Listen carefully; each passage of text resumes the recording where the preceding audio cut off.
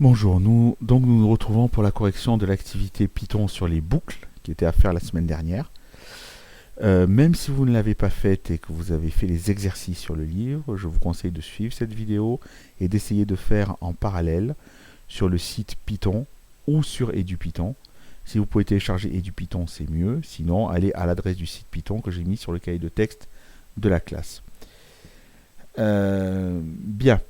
Alors, les boucles bornées, donc ça a commencé de la façon suivante, donner donc les entiers naturels sont les nombres entiers et positifs. Le plus petit entier naturel est 0. Donc écrire la liste des 10 premiers entiers naturels, ça va de 0 jusqu'à 9. 0, 1, 2, 3, 4, 5, 6, 7, 8, 9, si vous comptez, il y a bien 10 entiers parce qu'on démarre à 0. 0 c'est le premier, 1 c'est le deuxième, 2 c'est le troisième, et 9 c'est le dixième. Alors, il fallait taper donc cette fonction boucle 1, il fallait la compiler, l'exécuter, et donner combien de fois s'affichait donc coucou. Voilà, donc correction faite, coucou va s'afficher ici 10 fois. Alors, il faut l'exécuter. Hein. Donc, je vais sur mon EduPython. Alors, vous remarquez que la console, je l'ai modifiée. D'habitude, elle est en bas. Hein, moi, je l'ai remonté en haut. On peut déplacer les fenêtres. Comme ça, c'est plus visible. Donc, si j'exécute boucle 1,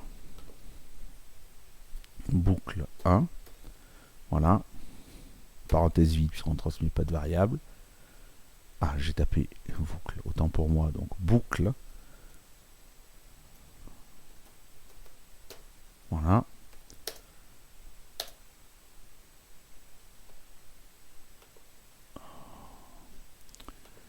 Petit contretemps de clavier, mais ça va partir. Voilà. Donc si vous comptez ce coucou, il s'affiche 10 fois. Alors, si je regarde le détail de cette boucle, parce qu'on va essayer de la comprendre, c'est la première. Pour la comprendre, je vais faire une exécution pas à pas. Donc, je vais effacer ça. Et je vais passer en mode débogage. Donc, le mode débogage, là, vous avez la compilation. Ici, c'est le mode débogage. Alors, je vais maintenant, une fois que je suis en mode débogage, je vais exécuter. Donc, alors ici, qu'est-ce qu'il fait? Il apprend le contenu de chaque fonction. Donc, je passe rapidement, boucle 2, boucle 3, boucle 4, f de x et tableau, c'est les fonctions qu'il fallait faire dans cette activité. Et vous voyez que j'ai dû rajouter ici l'appel de la fonction boucle 1. Non pas dans la console, mais dans le programme. Pourquoi? Parce que si on veut faire un débogage, eh bien, il faut l'ajouter dans le programme pour qu'il exécute pas à pas la fonction boucle 1. Donc je continue et je vais à l'aide de ce bouton-là ou de la touche F7. Voilà, là il arrive sur boucle 1. Donc là, si je fais F7 ou ce bouton-là, il va exécuter la fonction boucle 1. Donc qu'est-ce qu'il fait? Il va en haut, donc dans la fonction boucle 1, et il fait la première ligne for k in range 10. Alors regardons, là j'ai la console Python, ici, et là j'ai l'état de mes variables. À l'heure actuelle, il n'y a que des variables qui ne sont pas dans le programme. Là, il va créer la variable k, et il va l'initialiser sur 0. Donc regardez si j'exécute la ligne. Voilà, il apparaît un k qui a pris la valeur 0. Maintenant, il passe à cette ligne-là. C'est la ligne qui est en surbrillance. Il va donc afficher le contenu de la variable k. Donc si je vais dans la console, je vais voir qu'il va m'afficher 0. J'exécute la ligne suivante avec F7, hein, ou ce petit bouton. Hop, il m'affiche 0. Maintenant, il va m'exécuter la ligne suivante. Il va m'afficher coucou. Donc pareil, j'exécute la ligne suivante. Coucou. Et qu'est-ce qu'il fait? Il remonte là-haut. Et regardez maintenant, quand il va exécuter cette ligne, il y avait 0 dans la variable k, on est bien d'accord. Donc maintenant, j'exécute cette ligne, et bien de 0, ça va passer à 1. Voilà. Maintenant, il va refaire la ligne suivante. Donc je vais dans console pour que vous voyez ce qui s'affiche. C'est-à-dire qu'il va m'afficher k, et ici k, ça contient 1. Et ensuite, il m'affiche coucou. Une deuxième fois. D'accord? Donc en k vaut 1, il m'affiche une deuxième fois. Et il va recommencer. Regardez, je vais dans variable. Ici, maintenant, le k, il va le remplacer par 2. Etc. Il va m'afficher 2 et il m'affiche coucou. Voilà. Et il va recommencer ça. Donc vous voyez, maintenant k prend la valeur 3. Il va recommencer 10 fois. Mais comme il est parti, alors je vais passer par F7, c'est mieux que la souris. Même si c'est pareil, donc F7, voilà. Comme il est parti de 0, en le faisant 8 fois, il va aller jusqu'à 10 fois, pardon, il va aller jusqu'à 9. Voilà, maintenant, c'est la dernière boucle. Donc, K était sur 8, il va le faire passer sur 9. Voilà. Il va m'afficher, je vais dans la console, une dernière fois K. Donc, print K, ça va m'afficher 9. Et print coucou, voilà. Et maintenant qu'il arrive là, comme dans la variable K, j'ai déjà 9, il l'a fait 10 fois, c'est terminé. Donc, si j'exécute, le programme, il s'arrête et c'est fini. Voilà, donc vous voyez bien que ça a fait, donc ça a écrit coucou en faisant varier K de 0 jusqu'à 9. Et de 0 jusqu'à 9, on a vu qu'il y avait 10 entiers. Donc ça l'a fait 10 fois. Donc for K in range 10, hein, ben ça va répéter 10 fois la même action. Et K va prendre les valeurs successives de 0 jusqu'à 9. Voilà. Donc, ceci étant expliqué, il fallait modifier le programme pour qu'il affiche seulement 6 fois coucou. Eh bien, si je veux afficher 6 fois coucou, il va falloir aller de 0, puisqu'il démarre range, ça démarre à 0, de 0 jusqu'à 5. De 0 jusqu'à 5, j'aurai les 6 premiers entiers naturels. Donc, si vous le faites en modifiant comme ça,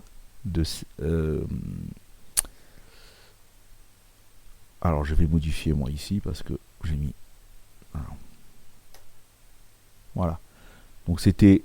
Ah non, pardon, c'était autant pour moi. Il fallait modifier boucle 1. Donc je mets in range, ça c'est la suite. Donc in range 5, je compile. Voilà. Et là, donc en fait, comme j'ai mis boucle 1 ici, ça va l'exécuter automatiquement à chaque fois que je compile. Voilà. Comme ça m'évite de taper dans la console boucle 1. Voilà. Donc je regarde, ça me l'a bien exécuté 5 fois. Voilà. Donc... on part de 0, 1, 2, 3 et 4, ça fait 5 fois. Alors bien entendu, je crois, je sais plus, c'était 5 fois ou c'était 6 fois. Non, c'était 6 fois. Donc 6 fois, il faut mettre range 6. Voilà, là, ça va exécuter 6 fois. Voilà, de 0 jusqu'à 5, ça fait bien 6 fois. Hein. Voilà. Bien, allez, on passe à la suite. Troisièmement, modifier le programme, comme ci-dessous. Alors, qu'est-ce qui se passe maintenant si le print coucou, je ne l'indente pas sous le print, je le mets sous le for? Eh bien, on va voir. Pour l'interpréteur Python, ça veut dire que le print coucou, il n'est plus dans la boucle. C'est-à-dire, regardons si je relance le mode débogage, comment est-ce qu'il va gérer ça? Donc, je relance ici, voilà. Donc ça, en fait, on passe vite. Ça, je suis obligé de le faire parce que j'ai mis toutes les fonctions. Voilà, boucle 1. Alors, regardez ce qui se passe. Alors, je vais sur mes variables. Là, il va créer la variable K et il va l'initialiser sur 0. Voilà, K prend la valeur 0. Il va m'afficher K. Donc, si je vais dans la console, on va voir que en faisant exécuter cette ligne, il affiche 0. Et il n'a pas fait la ligne suivante. C'est-à-dire qu'il va boucler uniquement sur ce qui est décalé. Comme ce print coucou n'est pas décalé, il ne fera pas partie de la boucle. Donc il va continuer. Hein, donc il va le faire 5 fois. Du coup, donc je continue. Ça m'affiche 1, 2, 3, 4. Et là, donc oui, encore une fois, 5. Et là, comme c'est fini, ça y est, il a fait 6 fois, de 0 à 5. Il va sauter à la fin de la boucle et il va faire une seule fois cette instruction-là. Voilà. Comme c'était fini, il a fait K in range 6, c'est-à-dire de 0 à 5. Il a affiché 0, 1, 2, 3, 4, 5. Et maintenant, c'est fini. Il saute à la ligne suivante, c'est-à-dire ici. Print coucou, et ça va m'afficher une seule fois coucou. Donc vous voyez bien l'importance de l'indentation. Si je décale mon print, si je l'indente ici, sous le print K, il va être dans la boucle. C'est-à-dire que ces deux prints vont être répétés 6 fois. Mais si je ne l'indente pas, ça va être sous le for, donc ça ne va pas être répété 6 fois. Ça va être exécuté à la fin de la boucle une seule fois. Voilà pour l'importance de l'indentation. Bien. Donc compiler le programme, combien de fois affiche-t-il coucou? Une seule fois ici. Bien, maintenant, tapez boucle 2. Alors ça, c'était pas compliqué, je passe vite. Il y a une autre syntaxe. Donc si vous mettez K in range 10, ça va aller de 0 à 9. In range 5, de 0 à 4. Ça fait 5 valeurs. Si vous faites in range 5, 10, ça va aller de 5 jusqu'à 9. Donc, il prend la première borne, il ne prendra jamais la dernière borne. 5, 6, 7, 8, 9. Donc, il affiche 5, 6, 7, 8, 9. Et si vous mettez 5, 10, 2, ça va écrire de 5 inclus jusqu'à 10 exclus avec un pas de 2. C'est-à-dire qu'il va prendre 5, 7 et 9. Après, 11, ça dépasse 10, donc il ne le prend pas. Voilà, donc je n'insiste pas trop sur ces boucles, vous les tapez, vous les exécutez, et vous allez voir, c'est assez simple. Alors là, vous aviez un petit récapitulatif de cours. Bon, donc vous voyez bien que les instructions qui sont indentées, décalées, elles vont être exécutées dans la boucle plusieurs fois. Par contre, celle qui n'est pas indentée va être exécutée une seule fois. Voilà. Allez, on passe à l'exercice 1. Donc, écrire une fonction boucle 4 qui recopie 20 fois l'affirmation « j'ai compris » une fois, deux fois, trois fois, quatre fois, etc. Et enfin, qui écrit une seule fois « j'ai vraiment compris ». Donc, je vois que je répète 20 fois la même action et une seule fois « j'ai vraiment compris ». Donc, le « j'ai vraiment compris », il ne va pas devoir être indenté avec le reste. On voit qu'on va avoir une variable k, ici, qui va varier de 1, 2, 3, 4, 5, 6, jusqu'à 20. Donc, si je fais for k in range 1, 20, le problème, souvenez-vous, c'est que 20, il est exclu, donc ça va s'arrêter à 19. Donc, si je veux que ça aille jusqu'à 20 fois, il va falloir faire for k in range 1, 21. Là, ça va le faire de 1 jusqu'à 20, toujours. Voilà. Donc, print, je mets bien entre guillemets « j'ai compris », virgule, le contenu de la variable k. K, ça va valoir successivement 1, 2, 3, 4, 5, 6, 7 jusqu'à 20, virgule, et après je rajoute fois. Et en dernier, je mets le dernier print, j'ai vraiment compris, et lui, je ne l'aligne pas dans la boucle. Sinon, si je l'indente ici, ça va s'afficher 20 fois aussi. J'ai vraiment compris, j'ai vraiment compris. Or, on veut que ça s'affiche une seule fois, donc à la fin de la boucle, c'est-à-dire ici. Voilà. Donc si j'exécute maintenant ma boucle 4, donc je modifie ici, boucle 4. Pareil, je passe en mode débogage. Donc, on repart. Voilà. Là, vous allez voir, quand il arrive ici, voilà, là, il va exécuter la boucle 4. Donc, hop, il saute ici, dans la boucle 4. For k in range 1. Donc, je vais voir mes variables, ici. Et là, vous allez voir, k, il va le faire démarrer à 1. Voilà. Ensuite, il va afficher, j'ai compris, ben, k, ça vaut 1, donc une fois. On va dans la console. Voilà, j'ai compris une fois. Ensuite, k, ça va prendre maintenant la valeur 2. Je vérifie ma variable, j'exécute. Voilà, k, ça prend la valeur 2. Donc là, ça va m'afficher, j'ai compris, 2 fois. Console. Voilà, etc. 3, 4, alors je vais essayer d'aller vite, 5, 6, jusqu'à 20. Voilà.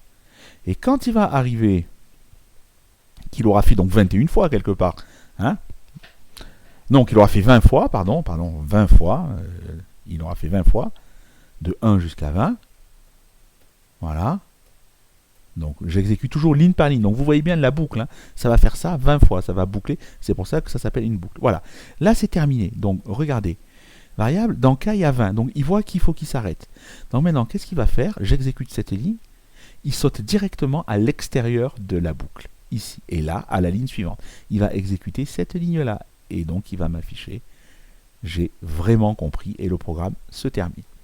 Voilà.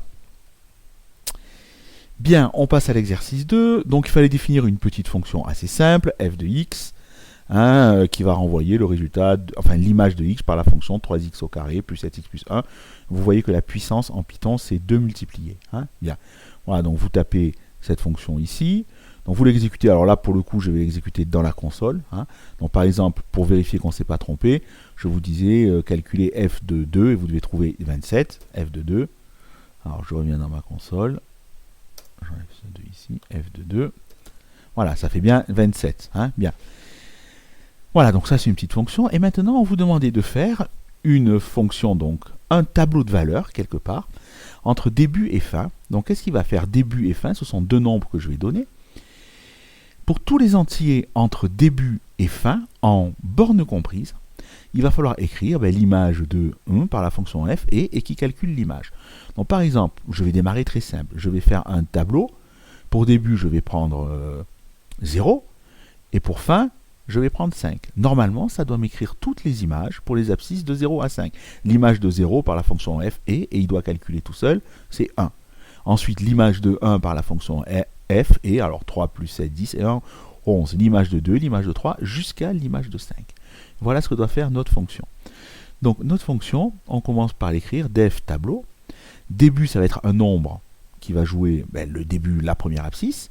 Et fin, c'est un autre nombre qui va faire la dernière abscisse. Donc, for k in range, alors on veut que k varie de début jusqu'à fin inclus. Si je ne mettais pas le plus 1, ça s'arrêtait avant fin. D'accord? Si par exemple je fais entre 0 et 5, d'accord? Ça va démarrer à 0, mais ça va s'arrêter à 4. Donc si je veux vraiment aller jusqu'à 5, il faut que j'aille jusqu'à 5 plus 1, c'est-à-dire 6. C'est pour ça que j'ai mis range fin plus 1. Voilà.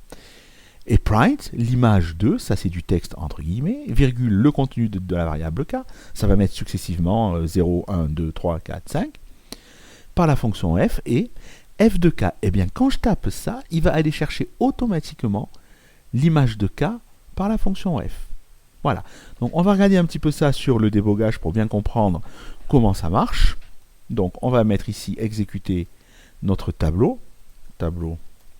Alors début je prends 0 et fin je prends 5. Donc je veux toutes les valeurs de cette fonction de 0 à 5.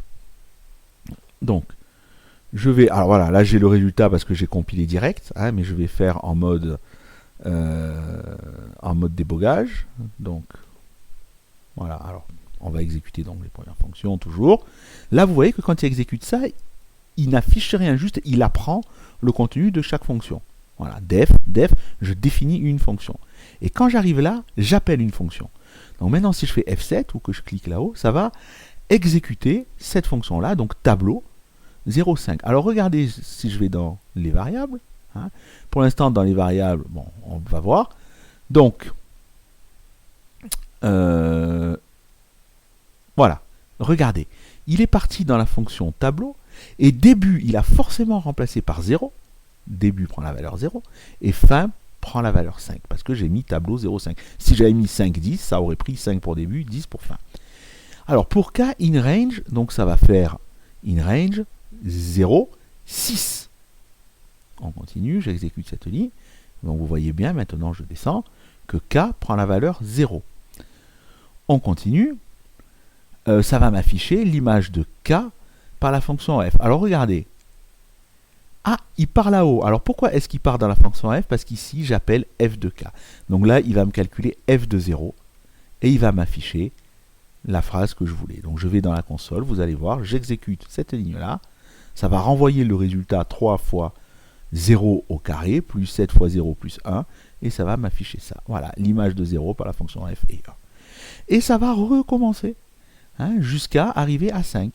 Donc l'image, voilà, l'image de 1 par la fonction f est 11. Et à chaque fois, il va chercher l'image. Là, je vais avoir l'image de 2, donc il va remplacer x par 2 pour calculer l'image. Ça va me donner f de 2. Voilà, l'image de 2 est 27. L'image de 3 est 49. L'image de 4 est 77. Voilà, l'image de 5 est 111. Et maintenant, quand il arrive là, le programme voit que dans K, il y a 5. Donc il faut qu'il aille, encore une fois, puisqu'il faut qu'il aille jusqu'à 5 plus 1. Donc il va le faire encore une fois. Non, mais c'était fini. On a eu toutes les images, autant pour moi. On a eu toutes les images de 0 jusqu'à 5. 111. Donc c'était fini puisqu'on allait jusqu'à range 6. Range 0,6. Et donc il s'arrête à 5. Voilà. Donc c'est terminé et j'ai eu les 5 images. L'avantage de ça, c'est que si je veux maintenant les images de ma fonction entre 10 par exemple et 100, il va très très vite. Vous allez voir, il va me donner toutes les images des entiers entre 10 et 100. Donc si j'exécute, voilà, j'ai toutes les images des entiers entre 10 et 100. Alors bien sûr, ça fait une très longue liste, hein. C'est peut-être pas très exploitable, mais après on pourra l'exploiter par d'autres moyens avec des tableaux. Voilà, c'est la fin de cette activité. Donc maintenant, je vais corriger les exercices pour ceux qui n'avaient pas fait ça. Mais les exercices, ça va être rapide. Donc il est important que vous écoutiez cette vidéo, que vous ayez écouté cette vidéo pour comprendre les exercices.